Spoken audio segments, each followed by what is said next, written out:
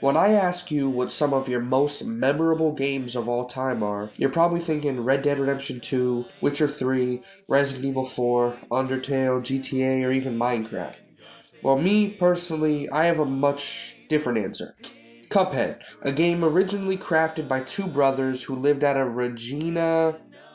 Yeah, I'm not even gonna try to pronounce that. I'm protecting myself. Y'all are not gonna hate on me for this, so figure it out, boys. But in the 80s, Chad and Jaron Molden grew up watching older cartoons, playing Mega Man, and cooking up their own ideas for video games they wanted to make. Little did they know one idea was going to change the trajectory of their whole life forever. What's going on, guys? My name is Boogs and welcome back to the channel. Now real quick, before I continue on with this video, I do want to say I usually do face cam for all of my content, so today, because of just a situation that I'm in, I'm not going to be able to do that, so we're going to deal with this editing style I'm trying out. If you guys actually do end up enjoying this and would rather more of this type of editing style, please let me know down in the comments below. But yeah, let's get into it. So, in the year 2000, these brothers attempted to make a game in a much similar vein to Cuphead, but the technology proved too weak and dated, and they had no way to really monetize the project because there was no distribution softwares that were easily accessible like Steam. They did, however, split off for a while as Jared stayed in his hometown to work on construction, which was also a family business, while Chad moved far away to Oakville, Ontario to pursue a career in graphic design, and he actually eventually founded his own graphic design agency as well. While they were still far away, they kept speaking and dreaming up a awesome game that they wanted so badly to develop together. Fast forward to around 2010, when indie games were absolutely skyrocketing in popularity, and the brothers heard constant stories of these small dev teams having huge success. So they decided their dream was going to be taken off the shelf and finally become a reality. So these two completely inexperienced brothers and developers, they worked and they worked hard. But eventually, at an E3 presentation, we got this. Take a look.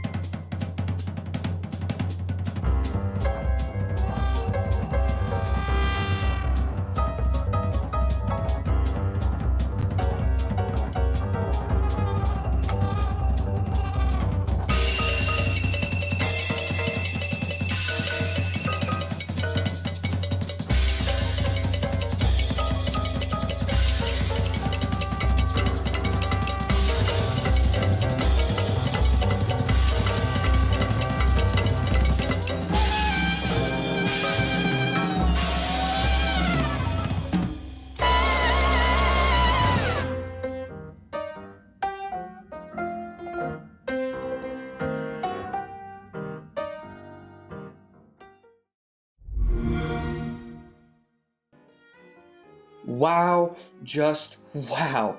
I remember being so intrigued by this trailer. Now, the art was definitely the big magnet just pulling me in, but the platformer side of the concept also scratched a part of my brain that just made me instantly hyped. So we waited and waited, hearing little information here and there, but the game released, and we were, well, look for yourself. Oh my God! You fucking stop laughing! Fuck you! This is it. This is gonna be fucking it. One more time. We got this. Joe, get up. No. Joe, come on. Come on, man. We can do this. I don't want to. Yes. Joe, No. look, we had it. I fucked it up there. So yell and scream at me, Joe, because I fucked it up. Because I had so many fucking lives and I This wasted is them all. my last time. No, just can't let. Oh no, it homes onto the projectiles? Oh, that's the worst thing ever! That's the worst thing ever! Why?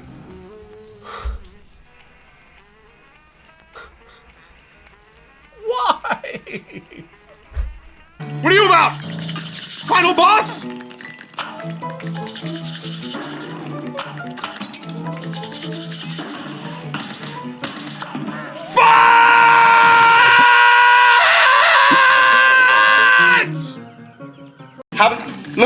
I'm not getting hit by the fucking orbs.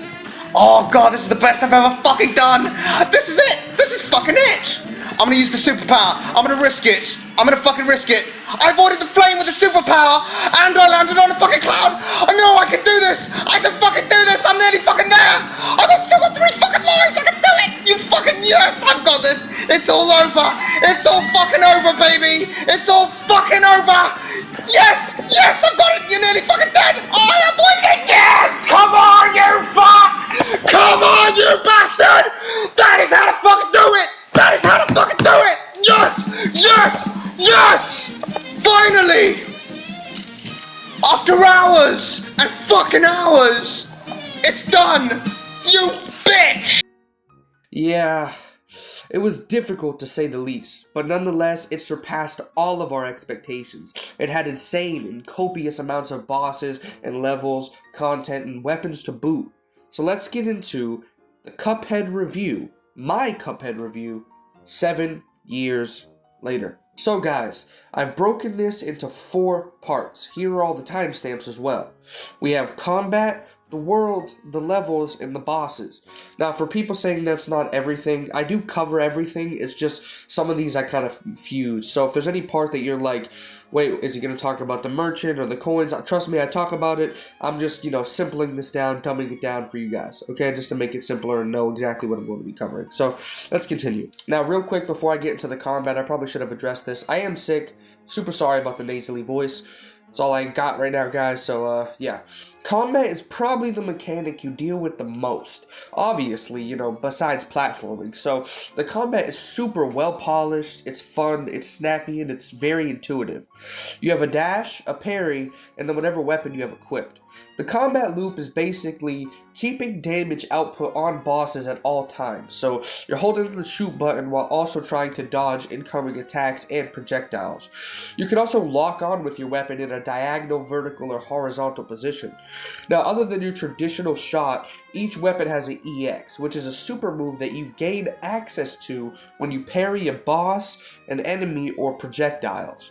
You'll see these little cards in the bottom left. One card is 1 EX, so you have a good rhythm with parrying bosses and throwing it right back at their face. Also, when you get 5 cards built up, you get a super, which is a cool looking move, but surprisingly wasn't the highest when it came to damage output. Now, parries are as simple as hitting a button at the right time as you'd expect, but they're much more rewarding based off the EXs. Now, besides all the great weapons, there's also charms, which give added bonuses and skills to further add to the depth of the gameplay loop.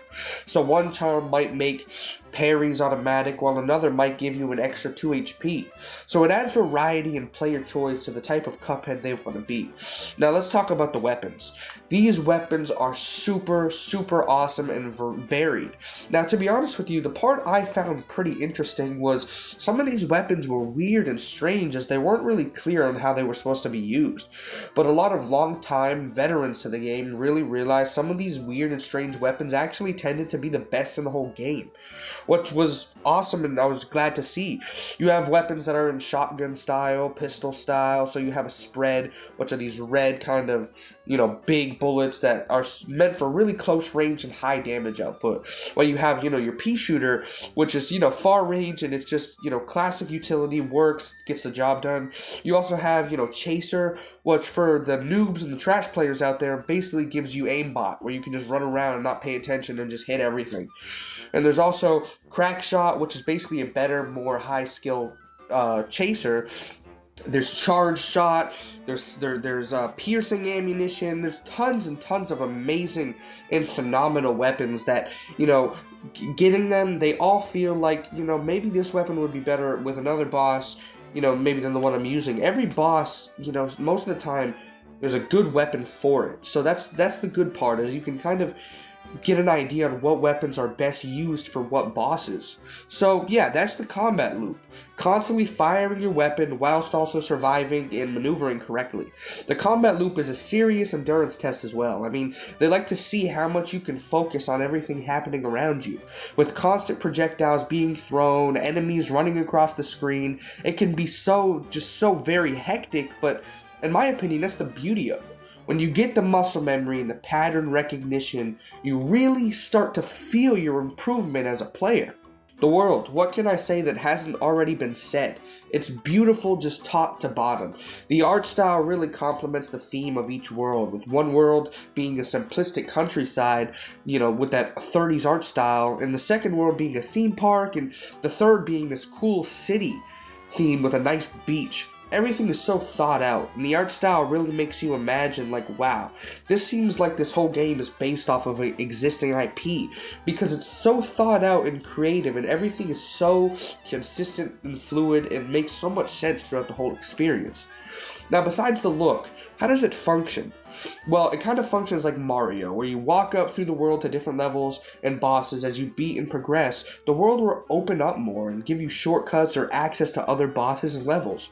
Sometimes as well, coins will be hidden around the map, as well as these NPCs that are scattered around that when you speak to them, they'll give you coins or hints to certain aspects of the game. These coins can then be spent at Pork Rind's Emporium, where you'll find charms and weapons. In addition, in each map there are one mausoleum, which when completed by doing this kind of parrying minigame, you'll unlock one of 3 super arts. So that's about it for the world. It's awesome, beautiful, and it functions the way you'd expect with a platformer of this nature. Run and guns. These act as these challenging, purely platforming levels where you, run through them and gun down everything in your way. In a hectic environment with hidden coins sprinkled throughout. And now, if I'm being completely honest, these were the least fun for me. Anyway, they were still handcrafted with cool enemy designs and interesting layouts, but you really feel like a pro when you run through knowing where everything is, dodging and shooting perfectly, and the coins are very noticeable and easy, which I also appreciated. Now, these levels also feature mini bosses that are also pretty cool, in design as well. Now, in each map, there's 2 of these running guns each. So, these running guns act as a way for you to collect your coins and collect your currency to get some new weapons and new charms. So, I think they definitely serve their purpose. They definitely just weren't my favorite part when I was doing my playthrough and getting to my platinum. Now, on to the part you're all waiting for, the meat and potatoes of the game, the bosses. This by far alone is a good enough reason to buy it. These bosses are excellently crafted with these unique gimmicks and mechanics, not to mention the amazing designs that each boss has. All of them have unique and sometimes strange designs, and the things they do don't really make much sense, but that adds to the charm of it. Like 2 frogs turning into a slot machine, and then once you hit a certain slot, different attacks can happen, basically, like you're basically gambling on what attack they're going to throw at you. It matches the theme of the boss in a pretty creative and awesome way. Or a boss that literally lets you roll a dice, and based on the number, you move on these spaces like a board game and fight mini bosses based on what, number you landed on. Or a bumblebee that just turns into a jet. Like, all of these things combined make bosses so varied and so fun. But these bosses, oh my god, if you're bad, they can just be brutal, guys. If you're bad at the game, these bosses can be brutal. Purely based on your skill level, some bosses might be easier for you and harder for me. Constant attacks all the time, not to mention the moving environments that pop up throughout the playthrough, making these fights a learning curve every damn time. And on the surface, these fights may seem simple, but, if I put the controller in your hand, you'll quickly realize they're not. There's a plethora of cheeses and strategies you can use that lots of people didn't even think to use, making certain fights a lot easier when you know. So there you have it. Okay, guys, the final verdict is a easy 10 out of 10 for me. Getting my platinum on this game mentally destroyed me, but it felt so good in doing so. Now, I know some of you are asking about the DLC, and I think that's going to be its own video. I hope you guys enjoyed. Much more content coming very, very soon, and see ya.